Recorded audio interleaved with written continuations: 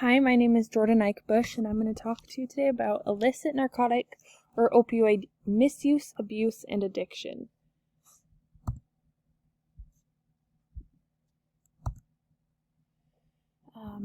The media can make narcotic use look fun. Often, drug addiction or alcohol consumption is depicted in the media as either a watered down or no big deal format, sometimes even exaggerated. Sitcoms often portray someone who is deemed a total loser by viewers hitting rock bottom or a completely ordinary family laughing at someone's serious addiction problem. In the real world, people fighting addiction experience the battle very different than portrayed in the media. Watching a scene on TV with emotion due to alcohol or drugs can be captivating and entertaining. In reality, the emotions experienced by individuals dealing with addiction can be stressful or embarrassing. Media can influence audiences in 4 key ways: by setting the agenda and defining public interest, framing issues through selection, indirectly shaping individual and community attitudes towards risk, and feeding into political debate and decision-making. Family support plays a big role as well in narcotic use. There's a fine line between helping and enabling. In families that experience drug abuse, there are often 6 different roles. There is the enabler, who is a non-addicted spouse or parent or other family member. They take care of all the things that the addict has left undone, including finances or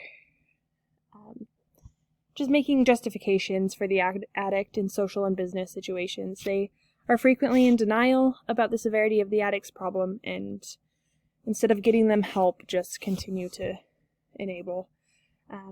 There's the hero, who is generally an older child in the family who overachieves and appears confident and serious. They take on responsibilities in the home that exceed their developmental stage and often assume parental roles. The scapegoat is the child in the family who misbehaves and displays tendencies defiantly in the face of authority. They often get into trouble at school and at home. There is the mascot, who sometimes assume the role. They use humor as a coping mechanism.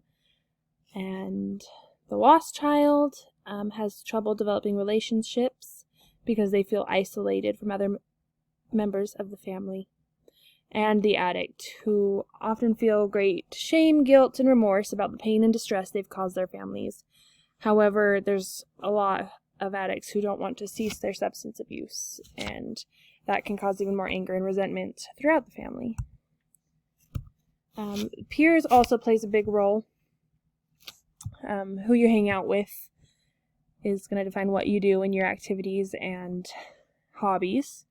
You can't be sober and continue hanging out with a group of friends who continuously uses. A lot of people seek acceptance from their peers, so while they might not want to do it for them, they do it so that they can fit in. There is a cyclical nature of drug use. Oftentimes we see them use and then hit a point of rock bottom where they seek help or don't have a choice but to get help, or end up in the hospital or something.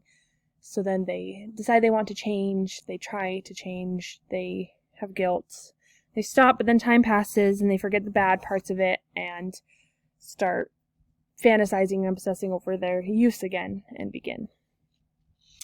In the legal and political system of drug abuse, I think the hardest part about them getting help in society is that they'll go to jail or prison for drug abuse, but they won't get the treatment or help they need. So once they come out of jail, they just go right back to their previous habits and what they know, because they haven't learned any other coping mechanisms. Some potential barriers to the cultural environment for drug users include absence of problem. They deny that they have a problem. They think they have it under control. They say people haven't told them that it has been a problem, or people aren't noticing, so they don't do anything about it. Negative social support is people who think they'll lose their friends if they go to treatment, or people will think badly of them if they seek treatment or know what's going on. They might have fear of treatment. They might have previous bad experiences with treatment, or be afraid of people they might see in treatment, or just be too embarrassed or ashamed to go in general. Privacy concerns. Once again, they're worried that whatever they say will get out to people they know and are ashamed of that. The time conflict, stopping their daily routines in life to go to either an inpatient or outpatient care facility takes a lot of time out of their schedule and disrupts their everyday life. So people make the excuse that they do not have time. Poor treatment availability. There are so many people who need help and not a ton of options. So if they're on, this goes along with admission difficulty as well, they might have to be on a waiting list, or they might not be covered by their insurance, or multiple other reasons. So socioeconomic status plays a part, because some people might not have good access to healthcare. They might not have it in their neighborhood, or be close to a hospital or Instacare, and might not be able to have a car or transportation to get further away. They might not have a good job. People with drug problems often have a hard time getting good jobs and having good insurance, so then they don't follow up with preventative care or regular doctor's appointments, which leads to worsening health problems. Race and ethnicity play a part. People are more likely to assume African Americans and Hispanics have drug problems over a white or Asian person. Religion plays a part in health disparities.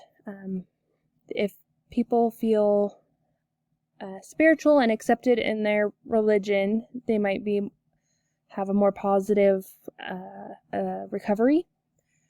They see that spirituality is a core component of the 12-step programs that a lot of recovery centers use. And if they feel welcome and accepted and have a good relationship with their religion, then they are more likely to progress. Health disparities with gender. Men are more likely than women to use almost all types of illicit drugs, and illicit drug use is more likely to result in emergency department visits or overdose deaths for men. For most age groups, men have higher rates of use or dependence on illicit drugs than women. However, women are just as likely to develop a substance use disorder. Additionally, women may be more susceptible to cravings and relapses. Men might not want to ask for help because it might make them look weak, while women might not, if they have children or other responsibilities, don't want to admit also that they need help. Geographical location can play a role. While most people tend to think large cities and urban areas are a big place for drug use, the number of people addicted to illicit substances is on the rise, and even in some cases more prevalent in rural areas. They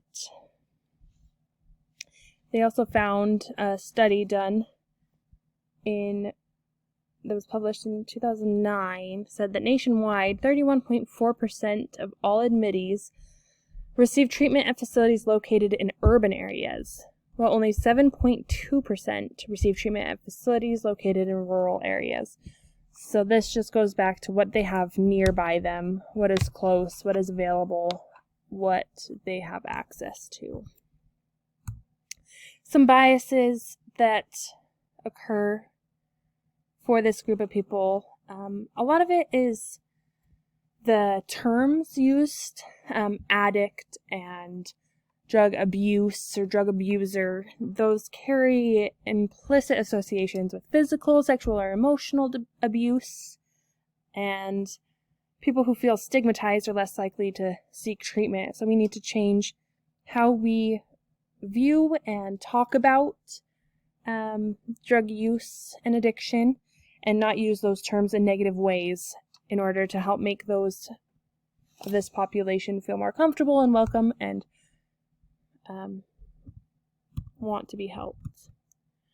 And here is my list of references. Thank you.